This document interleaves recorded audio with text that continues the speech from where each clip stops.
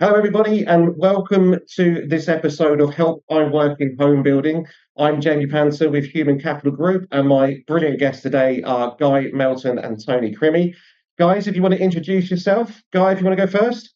Thanks for having us. Guy Melton, been in home building more than 25 years now. Started as a salesperson and sort of worked my rank up in sales and marketing positions. Had the enjoyment of working for public and private home builders, and really happy to be here. Looking forward to this. Excellent stuff. Toni, yourself. Toni, Crimi. I've been was in home building for close to 40 years. Started in the construction end, worked my way into sales and marketing, and moved my way up into the corporate end of it, and ended up in being VP of sales and marketing. Used to travel around the country, know Guy pretty well too. He and I are pretty close. I'm glad to be here, and I'm glad I'm very flattered to get selected to join Jamie today. Absolutely brilliant. Thank you very much, guys. Really appreciate you being here. So what I thought we'd do is we divide this episode into three parts based on the information you guys have given me about what you wanted to cover off today. The ultimate goal, of course, from this podcast being how salespeople salesperson or sales manager, director or VP of sales can set themselves up for 2025 to be a great year. And we decided that the first thing that we would look at is how we would use last year to make sure this year gets off on the right way, on the right foot. So, Toni, if you want to jump in on that one, if you've put forward some ideas, if you want to explain them to us. I think you really have to dissect what you accomplished last year. And I used to like to do it in quarters every 3 months. I mean, you could do it monthly too as well. And seeing what you did and what was working for you, what was successful. Why was that time? Was it the time of year? Was it because there was a promotion going on? Did that promotion work? I think you really have to dive deep into it and kind of break it up into it.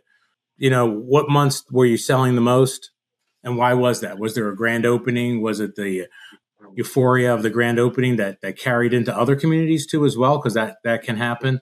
But I think you really just need to kind of dive deep in what was working for you successfully. Was it phone-a-thons? Were you working with some of your other, sales folks, coworkers? Was it with other managers? I think you just by dissecting what plan worked. In this business, you can't really look at what payroll was and what months you made closings take place afterwards. But I think you just look at your numbers and how did other people help you in achieving that? And can you get them on board again? I mean, was it mortgage? Was it your mortgage company? Was it the builder?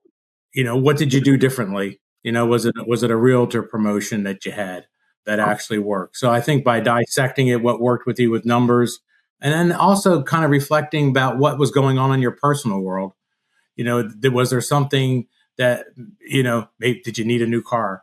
Did you need, were you willing to check up on payments? Did you have to pay for a child's college education was coming up, something to that effect on tuition?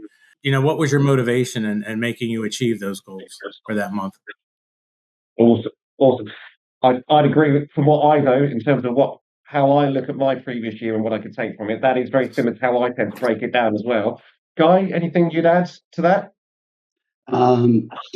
Toni covered a lot of the key points for really learning from hindsight from your previous year. One of the ways that I think a sales organization can look at that is to help them really refocus on that it's not about them. And so one of the techniques that we've used in the past that's been very effective is in one of those first sales meetings or a sales rally kickoff for the new year, you do take the time, is what we're talking about now, and you ask them to, look back at what the past has done. And so from a company level, we start with that. So what did the company achieve last year? As a sales organization, you guys are the sales team, you are the sales leader. Did you all group together and did we have success? Did we have challenges? Did we possibly have failures or areas that we can improve? And as a sales organization, really look back to see how we supported the entire company vision as a whole for the previous year. Always really, really good discussions, because for salespeople, as we know, we tend to be within our own little sphere of what's happening and what we control. And a lot of times we don't communicate as much with the goals of what the overall company or our overall owners are actually looking for.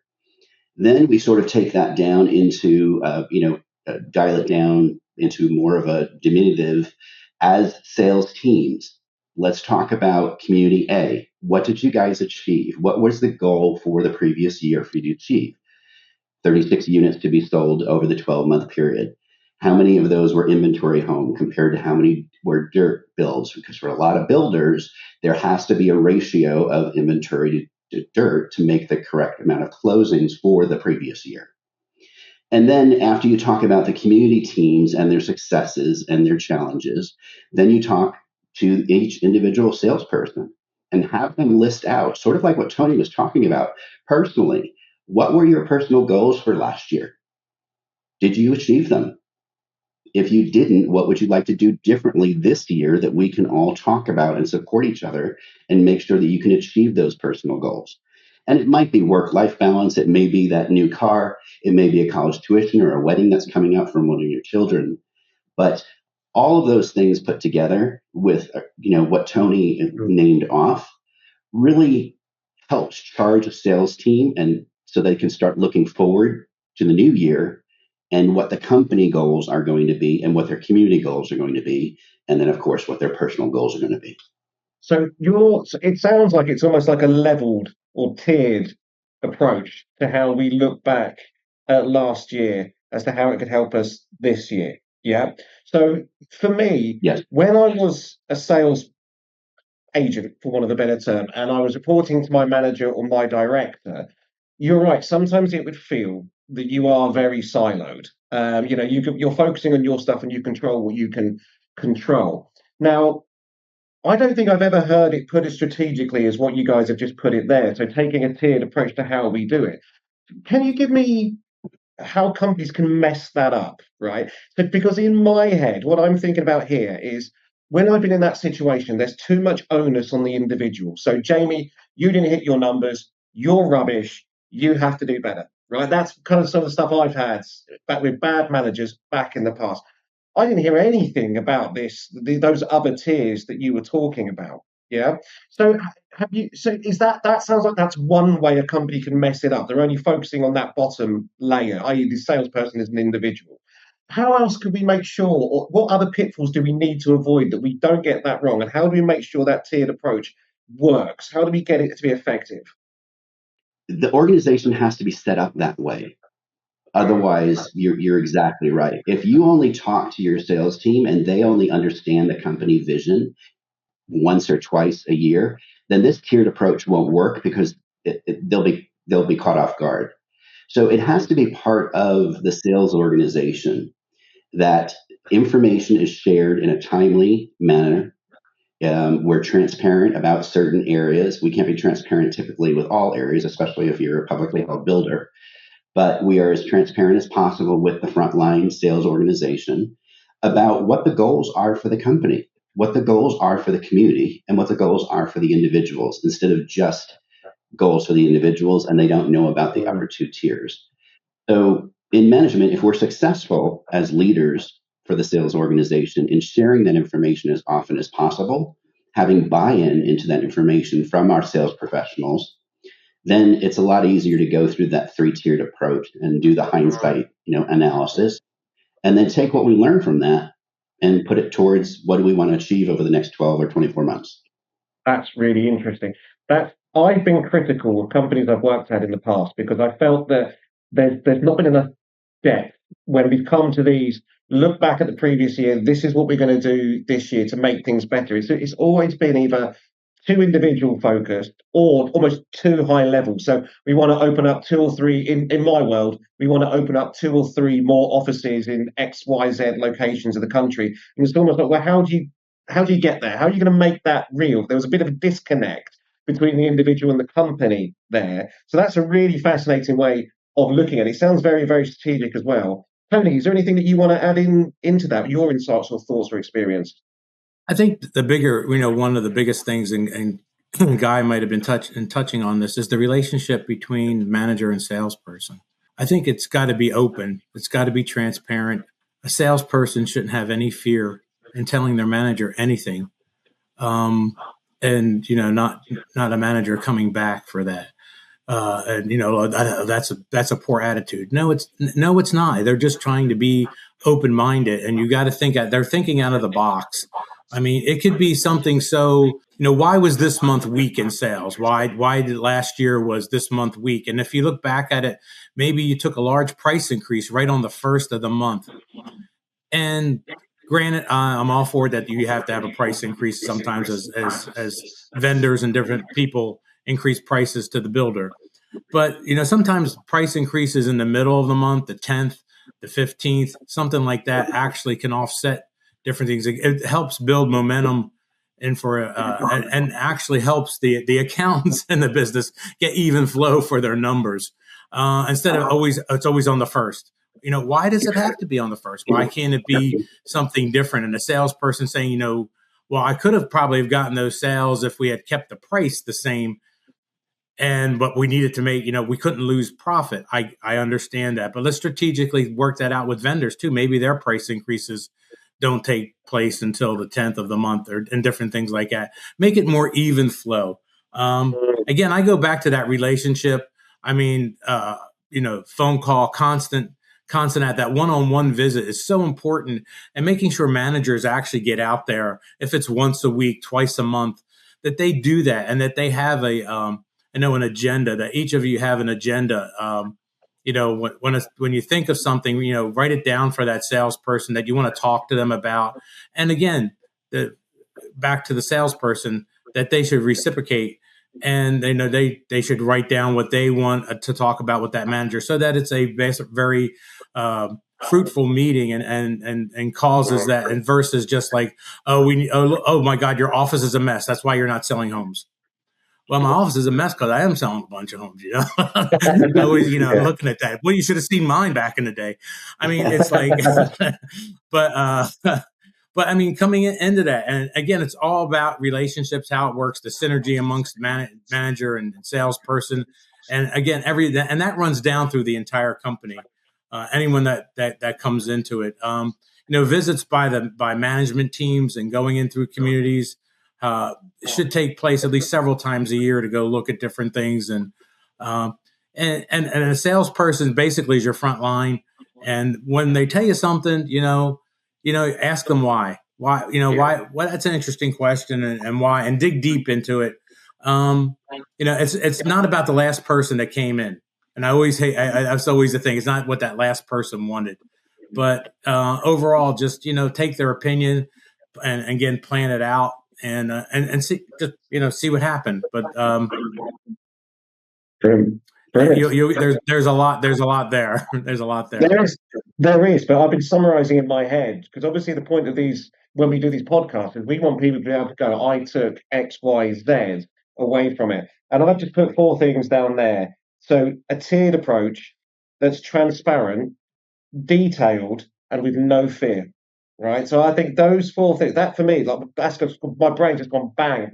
That's a wonderful environment to work in if you can build that, because that ticks every single box. It ticks the analytics, the detail. You've got the culture with the transparency and the no fear. And as an individual, if you're working in that environment, you'd be going into the new year positive, because it's not about getting your ass kicked. It's about seeing what you can do better. I love that. I think that's brilliant. Right, great stuff. So, step 2, planning for 2025. So we've taken 2024. We've taken what we can do from what we've done there, how we can use that to make this year more effectively. Now we're looking at 2025 best practice, how we set ourselves up. So, Guy, I'll come to you first on this one. What would you do? What's your genius knowledge here? Over the years, just like Toni and anyone else that's then been in leadership position for a while, you start, gravitating towards things that work for you, things that were effective. And, what I'm going to share is something that has been very effective for me. And, with Toni and I both being in leading sales organizations across the country, you have opportunities sometimes to do your sales kickoffs for the beginning of the year, but a lot of times you don't, because we both have run very large organizations where you've got 20, 30 different divisions across the United States, and you physically just can't visit them all. So you have to rely on your local division sales leadership team and coaching them and getting them ready for this if they haven't done it before. But what I believe is a really great approach. It's current. It sort of replaces many, many years ago in home building as well as other industries, but in home building specifically, we would do dream boards and have each salesperson, go through magazines, stacks of magazines, and cut out different pictures and put them on these dream boards and post the dream boards at their desks in their sales offices of what they physically wanted to manifest through selling homes and getting paid commissions. It was, at the time it made complete sense. Now looking back at it, I think it was very shallow because it was all about financial driven success. And I think now as leaders and employees, we look for a lot of other things such as meaningful work, going home at night and feeling like we really made a positive difference in other human beings' lives. So there's a lot more to it. But with that as a basis of what I'm about to say, what has been effective in what I've shared with the team is talking about two different things. One is called the New Year's resolution, which everyone knows what that is.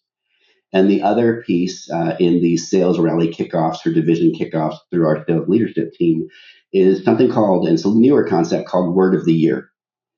And in the structured approach and in what we just talked about previously about having salespeople think about what the company achieved and didn't achieve, what their community achieved and didn't achieve, and obviously what they as a salesperson achieved and didn't achieve in the previous year, in using that information and using that momentum of what they want to change to make more of a positive influence over the new year is focusing in two different areas. So New Year's resolution, whether you enjoy them or not, they are very, very influenced by things that you can't control.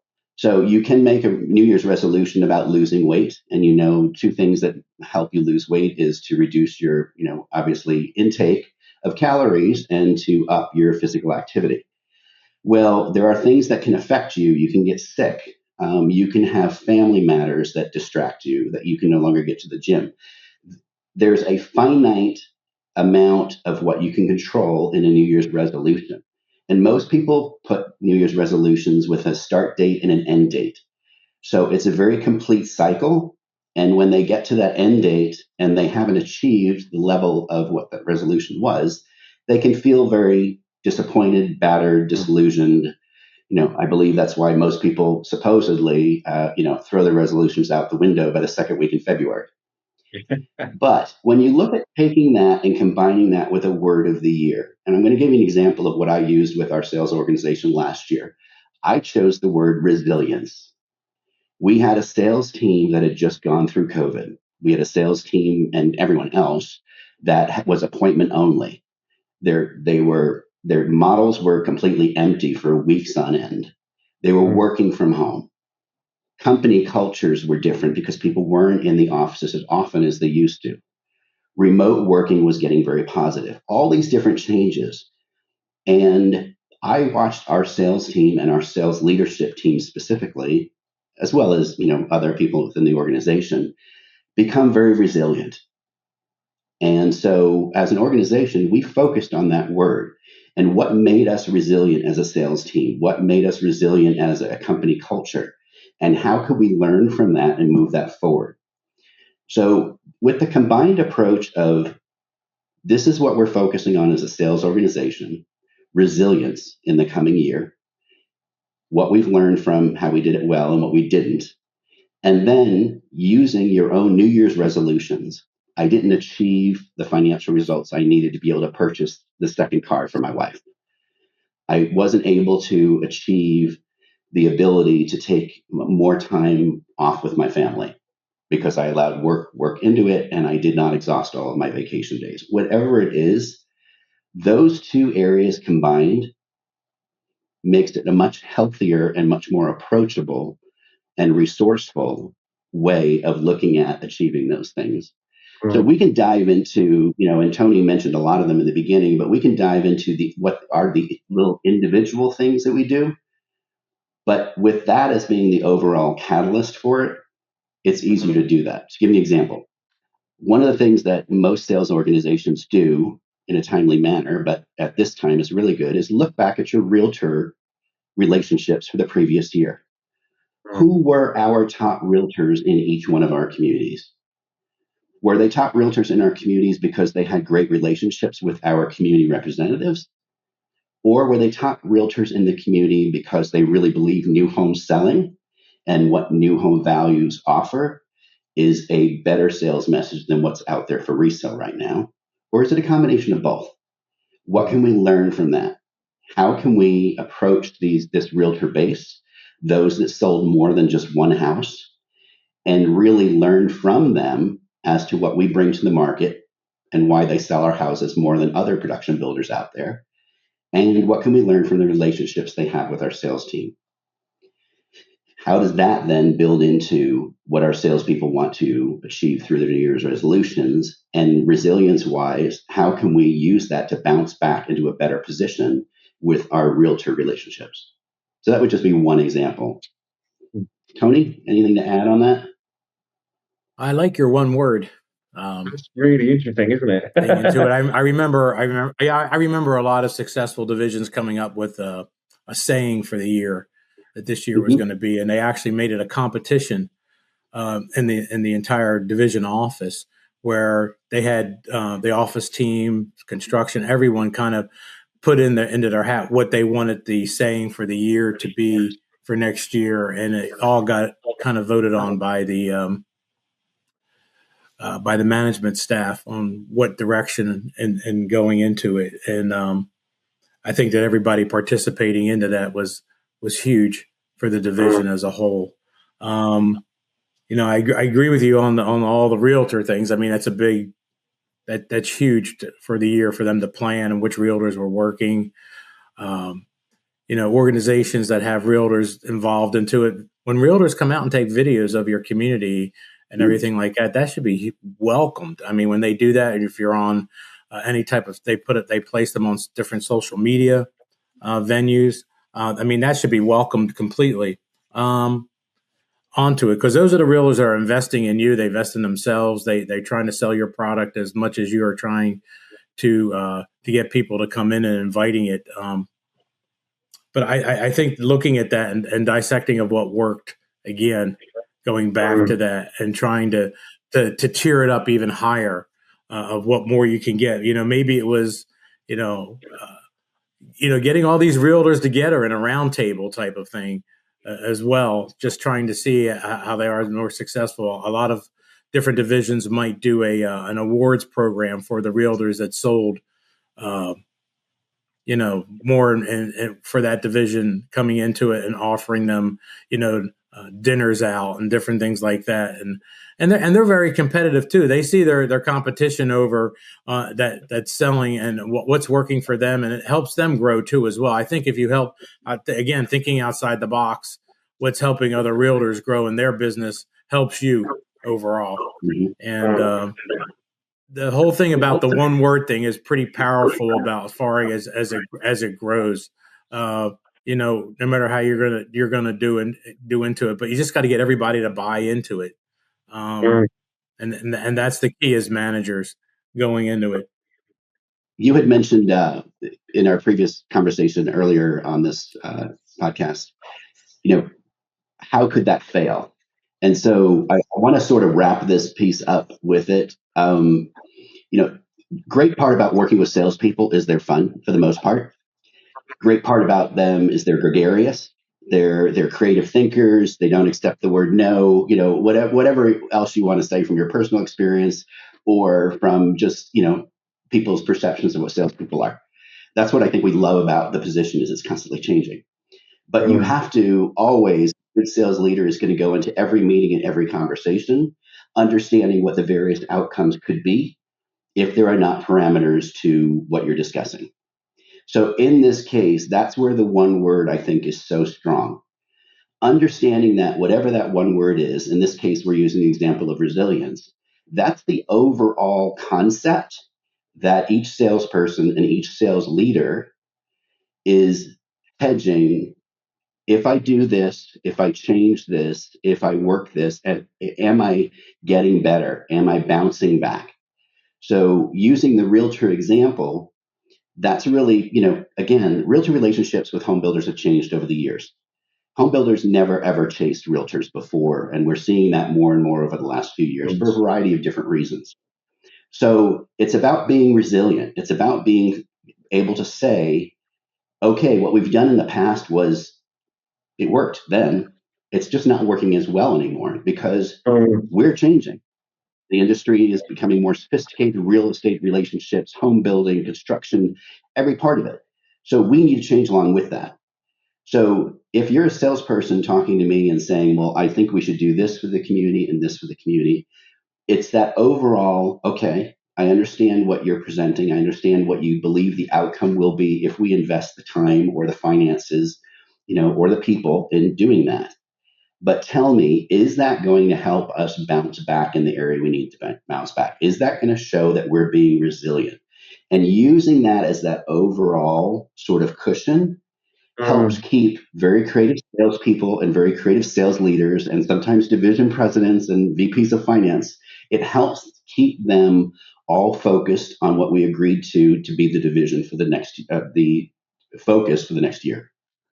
There's so much in this I kind of want to dig into, but I know we said that we try and keep this podcast to like a manageable size because I often get criticised because when I get interested in the subject, I can kind of dive into it like full bodied and I could talk for hours about stuff. Now that was really interesting to me because I think a lot of companies go, we want to do better this year. We want to achieve more this year. And then the better and the more can often be numeric based. We want to do X amount of closings, we want to do X amount of billings. But it's that how do you get from here to here? That journey in between, if you like, is often it's often quite see-through. There's normally not enough meat on the bones to make it real, or there's a lack of a guiding principle around it. So it could go anywhere. There could be a million different ways of trying to reach it, and there's no kind of core focus. So I think the idea of that, I did find that really interesting. That kind of like the words, what did you call it? The word of the year, because that would give you something to it's like a pillar to not chain yourself to, but to attach yourself to constantly let it be your North Star. Are we heading in that direction? I think there's real value in that. Toni, anything else that you think that you would implement as a VP or a director or a sales manager to make the year ahead as effective and positive as it can be? I think you look at your team and find out what they believe too that they might be lacking if you're a manager. I mean, this is where third-party people come in, whether it's a motivational speaker, sales trainer, things that they need to. I'll go back to Stephen Covey and saying sharpening the saw. I mean, always good to go back to that and just try to see what they need. Is it something in finance and mortgage that they just need to know how to word different things? Is it doing well internally? Meaning that, a lot of our salespeople work with other people. It's not just a one person in a model center. I mean, how are they getting along? What can they do differently together to make their community better? So they can help each other achieve goals. And sometimes it's not two salespeople, it's 3 or 4 or 5. I mean, what are they doing together? When you get that many different personalities into it, you got to have a little come together meeting more often sometimes and just seeing what they're doing as a team together. But, going back, I think education is a big thing with it. We're changing organization. Maybe it's some people aren't as skilled technology wise, and maybe it's going on to how to create a little video that they can get on and get out to people versus somebody knows how to, can do it with a snap of their fingers and, helping each other in that respect, seeing what some of the weaknesses are in people, but it might not really be. They have the desire to do certain things, but they just need to know the how to get those type of things done. But yeah, I think it's huge. Just either you bring somebody in, you have your kickoff meetings. Whether it's not that, it could be in the middle of the year surge, making sure that you have something planned at least as a manager once a quarter where a third party person comes into it, into things. I mean, and Guy knows we've had, there's so many of them out there, and I can't give them too many accolades, but there's quite a few people that would come in, and sometimes you can get a local speaker too as well. I mean, maybe it's just someone in the community and sharing with how your town or your city is going to grow, and explaining that to salespeople what the plan is. It doesn't have to be somebody where you're paying a lucrative amount of money just to come in to hear what you want to hear. But there are people out there that, can give you a different twist, whether local or that would just come in and motivate. I just think outside stimulus helps people a lot. Brilliant. Okay. So to wrap this up, no secret, the last couple of years have been quite challenging in home building. And even for us as a supplier to home building, it's been a relatively challenging couple of years as well. I think we had the massive bounce back in 2021, I think it was, when the market was insane. Almost every person I speak to who was around in home building at that time has a story about 2021, because it was that crazy a time period. The bounce back was insane. And then, latter half of 2022, 23 and 24, by all accounts, have been what we call a fair to middling. It's been a mixed bag for most people in the industry, I think. So 2025, what do you think we need to be keeping an eye out, either as opportunities or as specific challenges? I think you really, again, I think there will be some challenges in 25. I think that you just got to keep your salespeople in tune with what's going on, education wise. I think you'll start to see everybody's looking at pricing. I think pricing will sticks and bricks will cost the same, as I always say, but it's all what you pay for your land as far as home pricing and new home construction. And I don't really see that, unless there's a difference in different products or different home styles that can get costs down. But I think that into it. Mortgage rates, I don't know if you'll see them as low as what they were back in 21. So anything that can re-educate people on mortgages, whether it be an adjustable rate mortgage, a 5-year fixed, a 7-year program to get them aloof to that, to get them in touch with. And this is where home builders with a good connection with a mortgage company or the internal mortgage company really, really help. That they can show people that, you can afford what you want now. Yeah. And as I think the saying of is that, you buy the home, you basically date the rate and into it. You're just, trying to remember the saying into it. Yeah, we do. We know each other. It goes around. I think we read the same book years ago. That's right. But as you go into it, you date. But it's just, I think you really need to really get educating into them. What's selling in inventory? Do they not overbuild an inventory? Is it making sure you're setting the right expectation for customers and when their homes are going to be delivered? Hopefully the supply chain is still equal out there, that they can get things in. I remember back in 21, we were going crazy trying to find air conditioning systems. Yeah. I mean, it was, they were, and as certain builders have, national contracts with certain companies that they had to use a specific brand.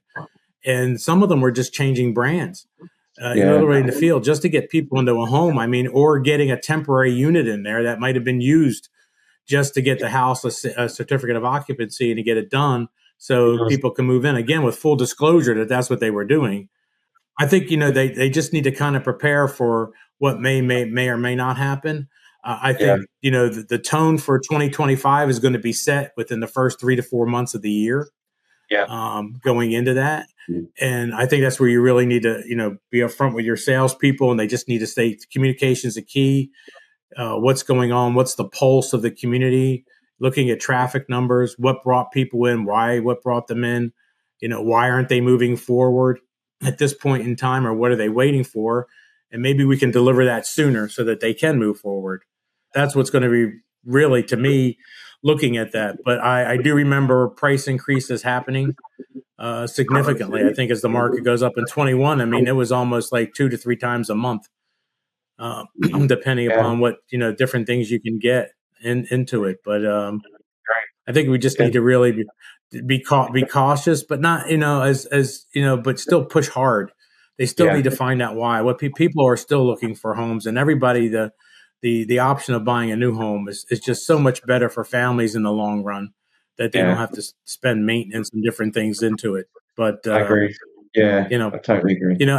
And having the right sales team together too. I think this is really, as a manager standpoint, and I mentioned when you have 2 or 3 salespeople in a community, to really look at that, to make sure you have the right synergy there. Maybe it's mixing up people. Maybe someone selling at a certain price point isn't really their cup of tea.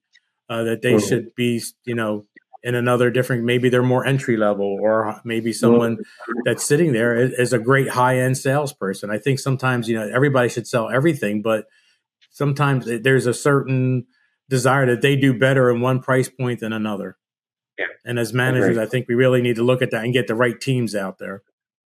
Overlooked, I think, in many occasions, certainly in my experience. I've got some stories around that. People in wrong bums in wrong seats, I think. So you guys can probably tell I'm losing daylight here rapidly, because it's the middle of winter. It's 4 p.m. my time, and I'm getting paler and paler and darker as we go on. So Guy, any final thoughts you'd like to add before we wrap it up? Everything that Toni just said for the coming year, I think is a huge win to be able to have those conversations. What I'd quickly add to that is, I think this is the opportunity where sales leaders and sales management sort of steps back and lets the sales team communicate and come up with, in a sales meeting, what those areas they need to focus on.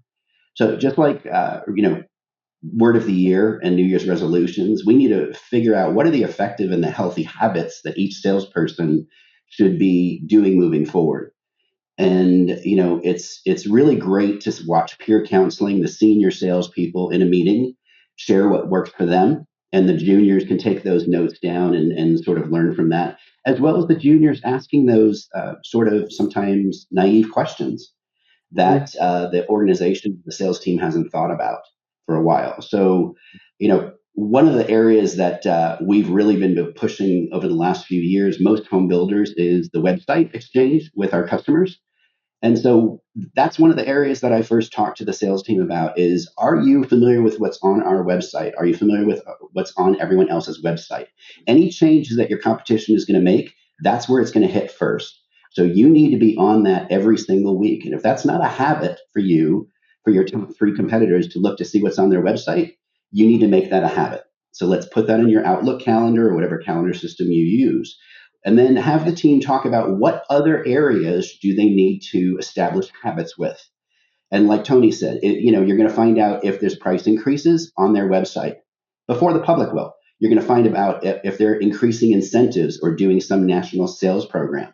Do you think your competitive salesperson across the street is going to call you to let you know what they have as a cat in the bag and acknowledge that you need to know first? No, they're going to keep that from you.